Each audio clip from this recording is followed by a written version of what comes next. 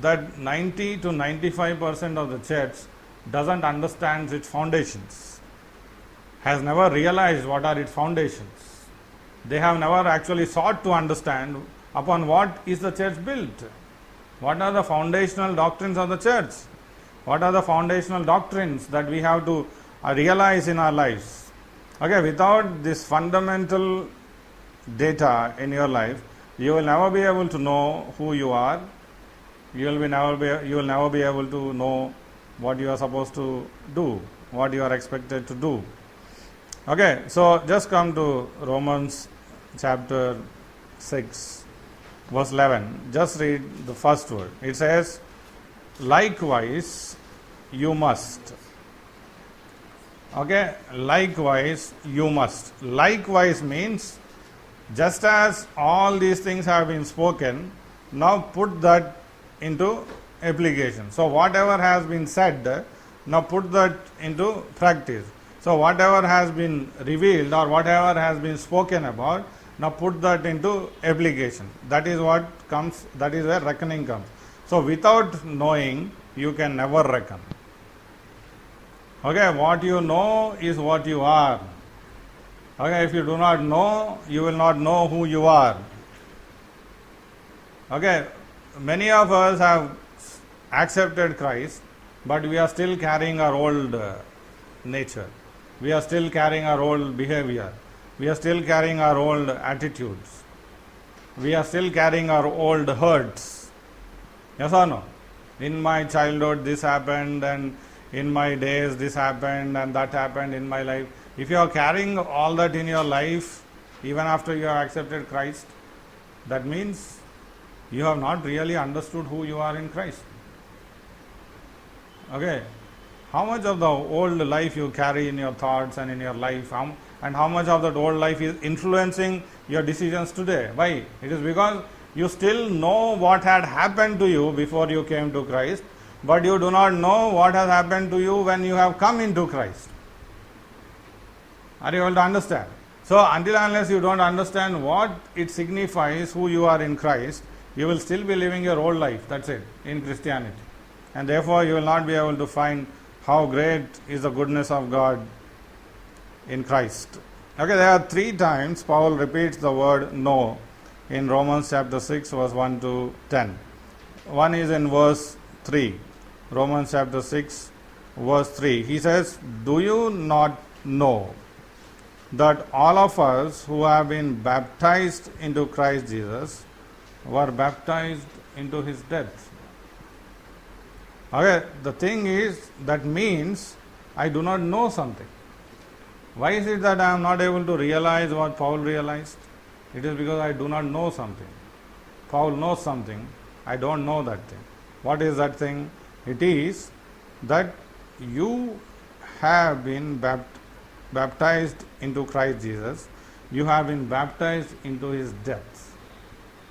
Okay, now that is something that you will have to understand in your life.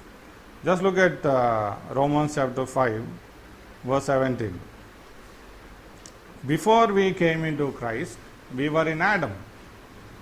Okay, why does David say in Psalms 51:5 that he is born in sin? Did David do something? No, because he is born in Adam. So just because all of us are associated with Adam, when we are born on the earth, we are born in Adam. What happens? Because of one man's trespass, death reigned through that one man. Much more will those who receive the abundance of grace and the free gift of righteousness reign in life through one man, Jesus Christ. Are you able to understand? That means in the old Adam, death reigned in me, sin reigned in me, world reigned in me when I was in Adam. But now what is happening? Now the word that he uses is much more. If I am in Christ, what will reign in me? Grace and life will reign. Now, is it a fantasy tale or is it a reality in our experience? Okay, so that means that do you not know that all of us who are baptized into Christ Jesus were baptized into his death. What does it mean? Being baptized into Christ Jesus is being baptized into his death. Okay, the word, many people have taken this scripture only for water baptism, but that is not what he is speaking of here. The word baptized means, what do you mean by the word baptized? You don't know how many of you have taken baptism? Come on. Immersed. Okay. When you are immersed into something, you no longer exist. What you are immersed into exists. Are you able to understand? Okay, so the word baptized means to be baptized, to be immersed into something. Okay, so the day I accepted Jesus Christ as my personal Savior, I was immersed into Him. But I don't know how many of us can accept that. Come to 1 Corinthians chapter 12, verse 13.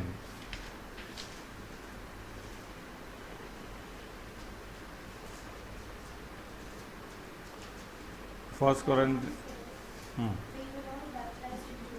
Okay, by one Spirit we were all baptized into one body. Okay, before you accepted Christ, you were an individual. You are an independent being. You need not have any connection with anybody else. But once you accepted Jesus Christ, what has happened? You have been taken out as an individual and you have been placed into a body. Okay, so now once you have become part of a body, you can't say, one hand cannot say, I do not have anything to do with another hand. One leg cannot say, I have nothing to do with another leg. Why? Because I have been baptized into the body of Christ. If you truly realize that, you are part of the body. Colossians chapter 2, verse 12.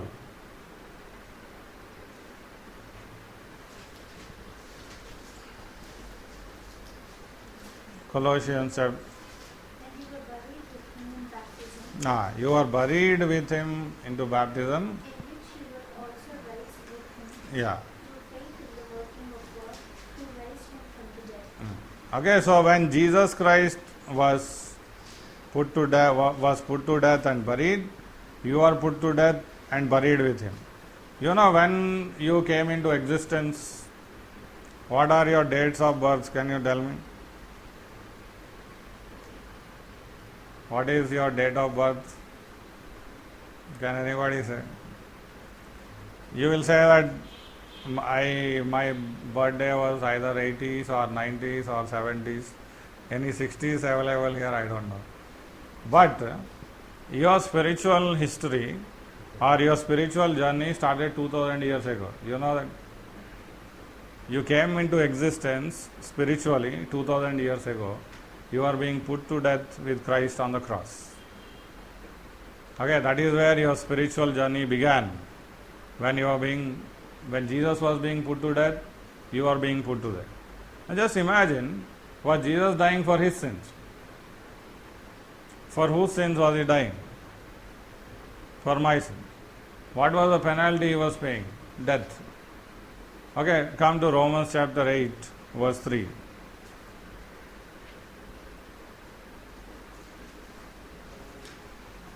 Romans chapter 8, verse 3. For God has done what the law could not do. Weakened by the flesh, could not do.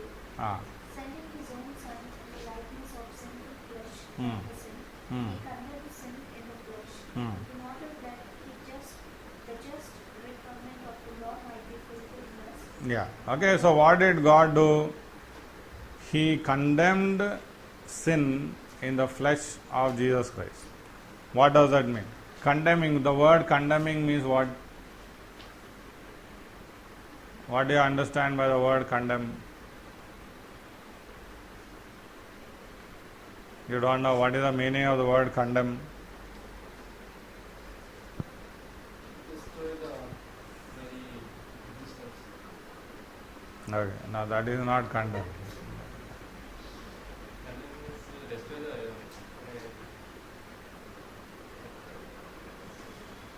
Yeah, come on. Anybody else? What do you understand by condemn? Image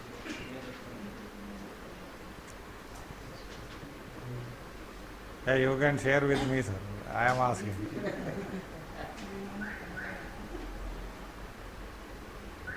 singer వెళ్ళాలంటే time అవుతుందండి. ఎగ్జాంపుల్గా చేసి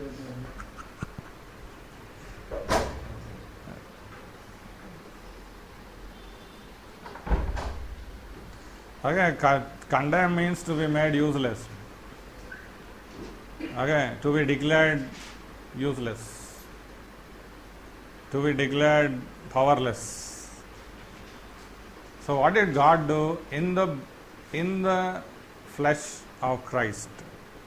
So that pictorially, that means that He took my sin, He took your all sins, He took all the sins of the past, He took all the sins of the present, He took all the sins of the future. All those sins He bundled up, put on the flesh of Christ, and He put it into condemnation. That means sin has lost its power. Okay, sin has lost its monarchy. He is no longer a king. Once upon a time he was a king, but Christ condemned. So God condemned sin in the flesh of Jesus Christ. Are you able to realize that? If you don't realize that, you will still be following somebody who is defeated. You will still be following somebody who has been made useless, who has been condemned. Are you able to understand? 1 Peter chapter 2 verse 24.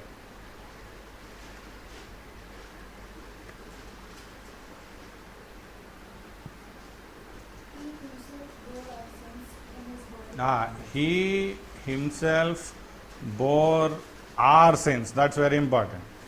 He himself bore our sins in his body. Jesus bore our sins in his body. 2 Corinthians chapter 4 verse 20. Sorry, chapter 5 verse 20. 21. For our sake he made him to be sin. That means he was made sin. Okay, the person of Jesus, the murder, the lying, the stealing, the adultery, the every sin that you can name was put on him.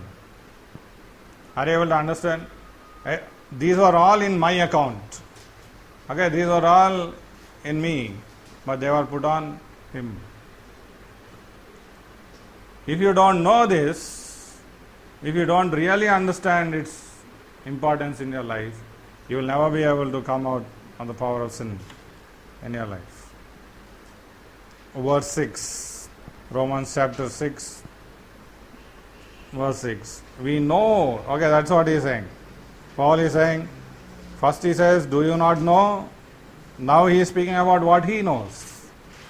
He says, we know that our old nature, our old self, was crucified with him, so that the sinful body might be destroyed and we might no longer be enslaved to sin.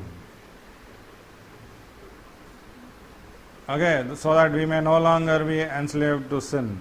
That means every person who is born upon this earth, he has this sin principle, or this old man, or the sinful nature living in him, abiding in him, and reigning in him. Are you able to understand? In every person who is born upon this earth, in him, it is his nature to sin. Okay, if somebody does wrong, or how did he do that wrong, means it is his nature.